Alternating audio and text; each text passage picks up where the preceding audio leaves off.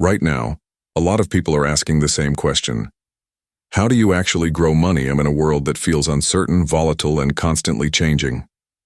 Interest rates move, markets swing, headlines change every week. And for the average investor, it feels confusing, overwhelming, even risky to make the next move.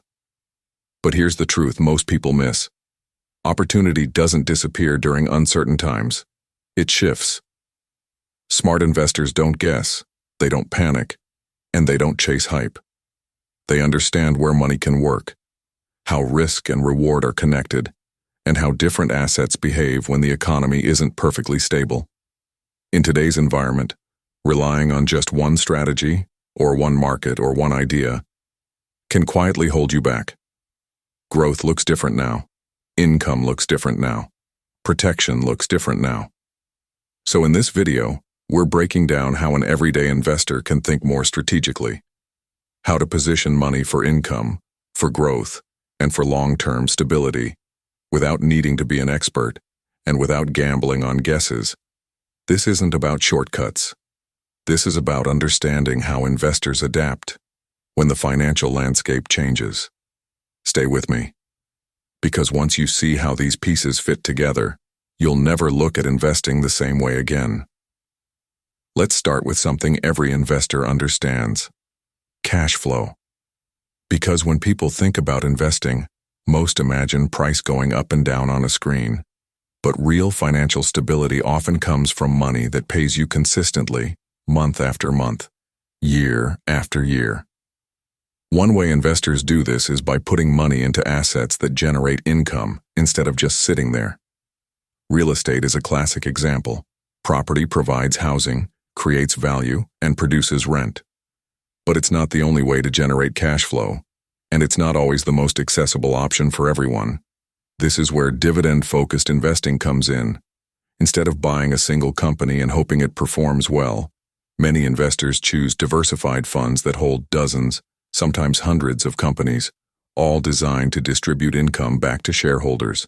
These dividend funds are built to be more stable than chasing individual stocks, and while the payouts aren't risk-free, they often provide a more predictable stream of income compared to growth-only strategies.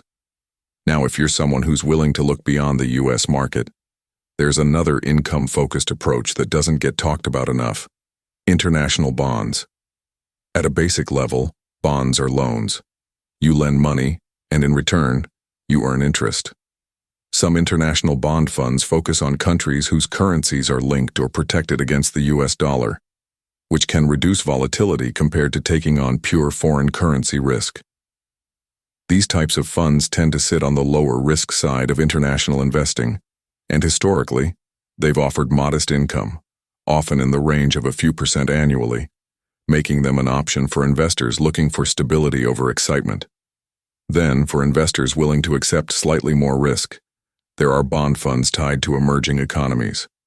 These involve lending to governments in countries that are still developing, which is why the potential income can be higher, sometimes reaching into the mid-single-digit annual range. But higher income doesn't come free. With emerging markets, you're balancing several risks at once: economic stability, currency movement, and the reliability of repayment. Some funds limit this risk by using U.S.-denominated debt, while others invest directly in local currencies, which can increase both volatility and potential reward. This is where investors have to be honest with themselves. More income often means more uncertainty, and the key isn't chasing the highest number. It's understanding what you're being paid for. Cash flow investing isn't about excitement. It's about consistency, structure, and sustainability. And when done thoughtfully, it can become a powerful foundation for long-term financial planning. Now let's shift gears, because income is only one side of the investing equation. The other side, the one that builds long-term wealth, is growth. Growth investing is about putting money into assets that can increase in value over time, not necessarily because they pay you today, but because they have the potential to be worth much more tomorrow. And one important idea investors need to understand is this: growth doesn't happen evenly across the world. The United States is the largest and most established economy on the planet, which means many U.S. companies are already massive, efficient, and mature. They can still grow, but rapid expansion is harder when you're already operating at scale. That's why some investors look outside the U.S. for growth opportunities. In developing economies, entire populations are still being introduced to modern financial systems, digital payments, consumer credit, and expanding business infrastructure.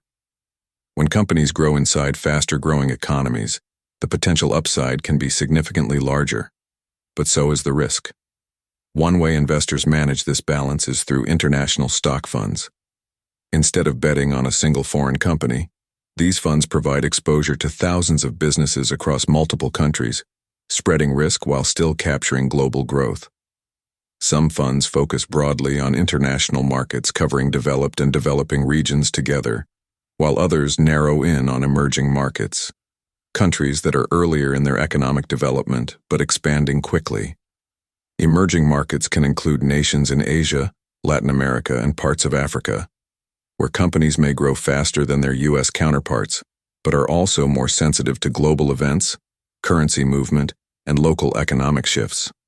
For investors who want international exposure without taking extreme risk, there are also funds that focus on developed foreign markets, places like Europe and parts of the Pacific region, where economies are stable, established, and regulated, but still offer diversification beyond the U.S. The key idea here isn't to replace U.S. investing, it's to balance it. Global exposure can reduce dependence on a single economy and open the door to opportunities that don't exist at home. Now, let's talk about a different category of growth: speculative investments. Speculative assets carry higher risk, higher volatility, and the real possibility of losing capital, but they also come with the potential for outsized returns. Two examples that many modern investors are familiar with are digital assets and startups. These aren't core holdings for most people. They're typically smaller portions of a portfolio, treated as calculated risks rather than guaranteed winners. Startups in particular operate in a high-failure environment. Most new businesses don't survive long-term, which means diversification and risk awareness are critical. The upside comes from investing early, before companies scale, go public, or get acquired. Thanks to modern investment platforms, access to startups has become more available to everyday investors. But accessibility doesn't remove risk. This space rewards patience, discipline, and realistic expectations. Growth investing isn't about being right all the time. It's about positioning yourself where long-term expansion is happening, while managing risk through diversification and strategy. Now let's talk about something that's shaping the future right in front of us: technology. We're not talking about a trend. We're talking about a structural shift. Artificial intelligence, automation, cloud computing, data infrastructure. This isn't hype alone. This is a transformation that's already changing how businesses operate, how decisions are made, and how value is created.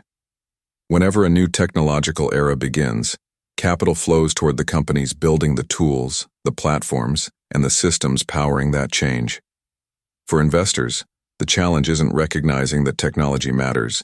It's deciding how to participate without taking unnecessary risk. One way many investors approach this is through broad technology exposure. Instead of betting on one company, they invest in groups of leading firms that dominate innovation, especially those driving growth across multiple industries. These companies tend to move faster than the overall market. When markets rise, technology often rises more, and when markets fall, tech can fall harder. That volatility is the price of higher potential return.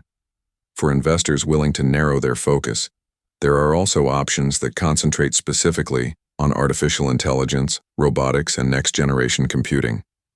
This includes companies building AI software, advanced hardware, automation systems, and the digital infrastructure behind it all. Another angle is AI infrastructure, cloud platforms, data centers, and computing networks. These are the backbone of the AI economy, supporting everything from consumer apps to enterprise systems. The takeaway here is simple. Technology investing offers enormous upside, but it demands patience, discipline, and an understanding that volatility is part of the journey. Now let's switch to the opposite side of the spectrum: protection. Every strong portfolio isn't just built for growth. It's built to survive uncertainty. That's where protective assets come into the conversation. One of the most common examples is gold. Gold isn't designed to generate income, it doesn't produce cash flow, and it doesn't grow businesses. Gold's role is different. It's a hedge. It's insurance.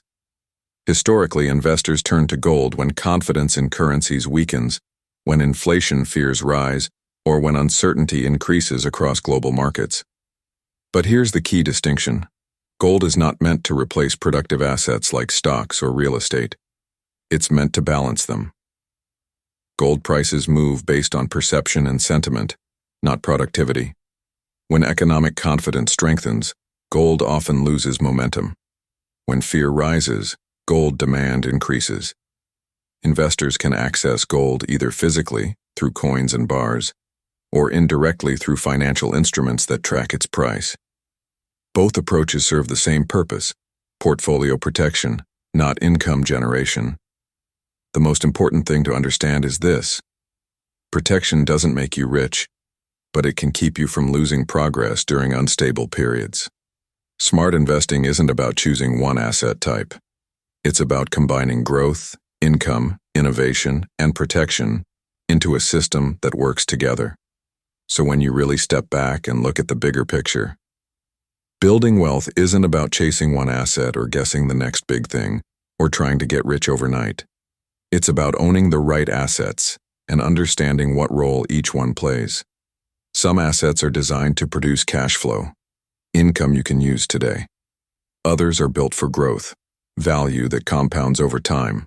Some investments help you move faster, while others exist simply to protect what you've already built. There's no single perfect strategy. There's only the strategy that fits your goals, your risk tolerance, and your timeline.